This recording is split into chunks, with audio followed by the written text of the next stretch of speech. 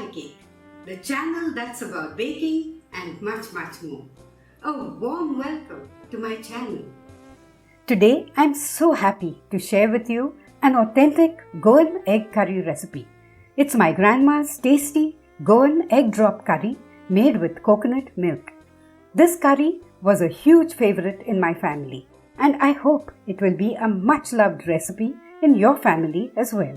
So let me show you how to make this flavor-packed, quick and easy Goan egg curry right now at Patty Cake.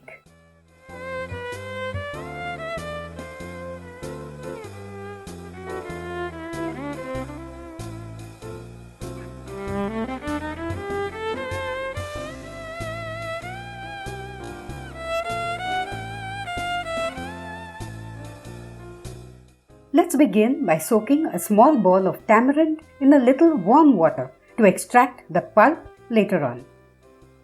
Next, to my grinder jar, I'll add 1 packed cup of grated fresh coconut and a few spices.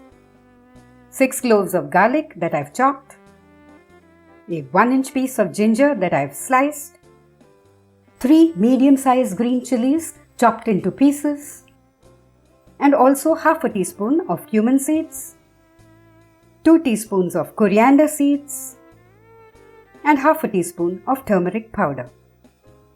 I'll grind all of this to a fine paste with around 3/4 of a cup of water in my mixer grinder and be back. Let's now extract some thick coconut milk from this ground mix.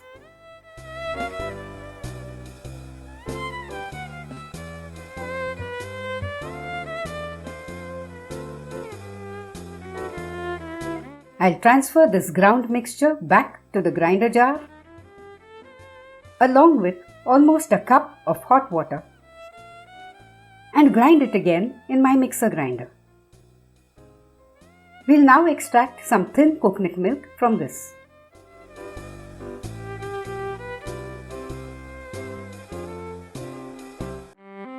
And repeat the process again using another cup of hot water.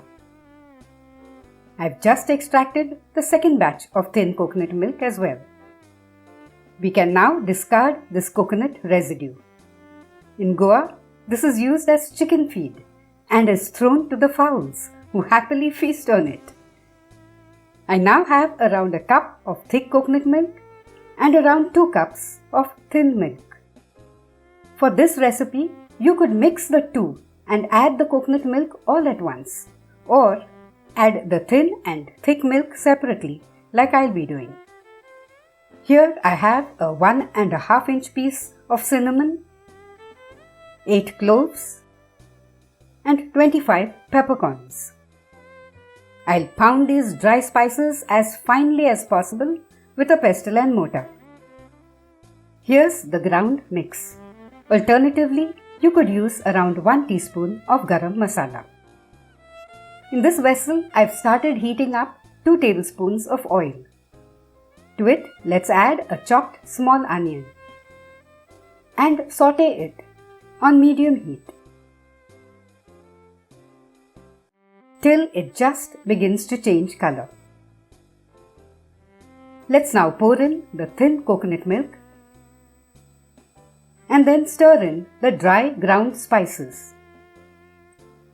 Let's bring the mix to a boil and then reduce the heat and let it simmer for 2 to 3 minutes to extract the flavors of the ground spices into the curry.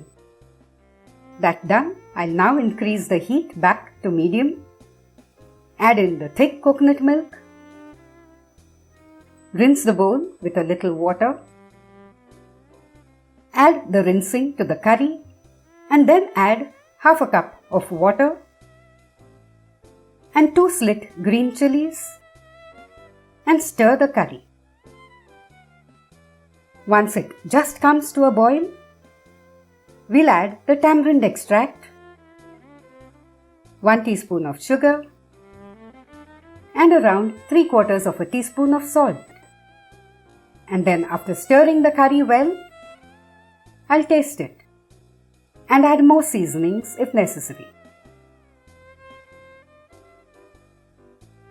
It tastes good, but I think it could do with 1 more teaspoon of sugar and a little more salt.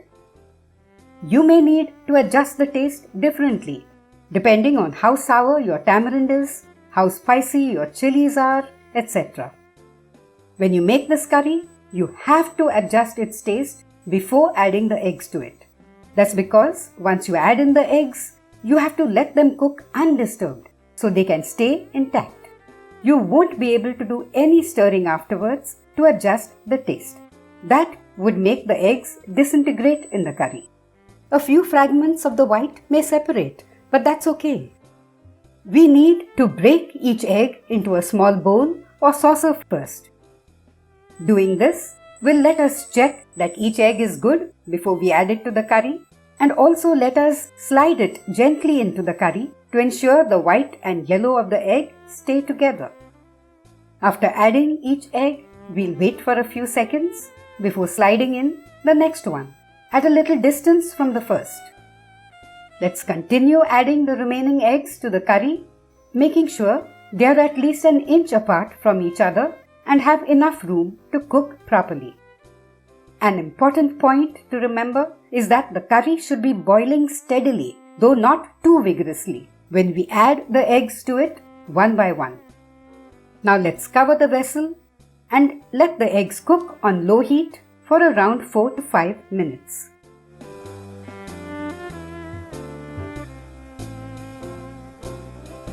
Now let's check how our eggs are doing. I'll swirl the curry gently. The eggs look good.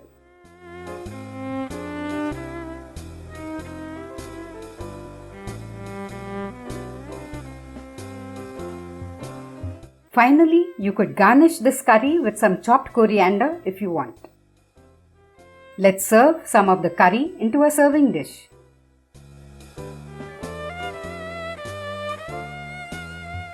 Our delicious Goan egg drop curry can be enjoyed with rice or even with bread or chapatis. I'm telling you, this curry is amazingly tasty. The richness of coconut milk makes it even tastier. You should give it a shot. And if you liked this video, do share it with others, post a comment, and please subscribe if you haven't done so already. Until we meet again, happy cooking!